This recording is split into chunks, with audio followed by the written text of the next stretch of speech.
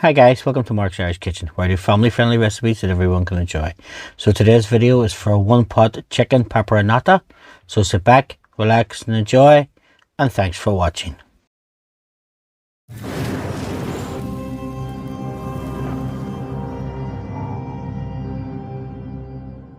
So let's get into this. First of all, we're going to take some boneless and skinless chicken thighs. We're going to dredge them on both sides in some lightly seasoned flour.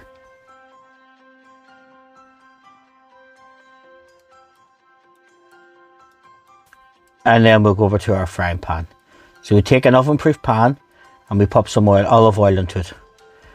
Just put the chicken thighs down and we'll fry them for 4 to 5 minutes, just until they're brown and crispy. Now these have been cooking for a couple of minutes. We'll just flip them over and we'll brown them on the other side as well.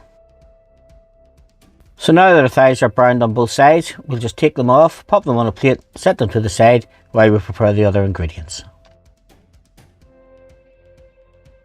So in the same pan, we're just going to fry some onions.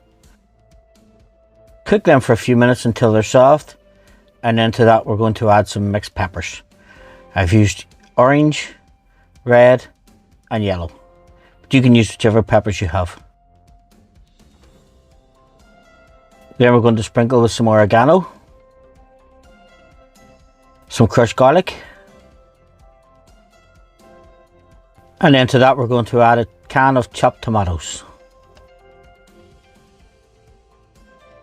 Give that a quick stir around, just bring it back to the boil. Now we'll turn it down to a simmer and we'll add our chicken thighs back on. Just pop them on top. Don't forget the juices off the plate, there's plenty of flavour in that. Some seasoning, some black pepper and some salt. Then we'll put the lid on and we'll cook it for 25 to 30 minutes, just until everything's softened and the chicken's fully cooked through. Now you can check with a meat thermometer, so as long as the chicken's over 75 degrees centigrade or 165 Fahrenheit, it's well cooked.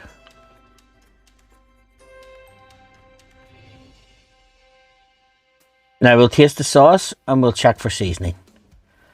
I thought this needed a little more salt and pepper, so I've just added some.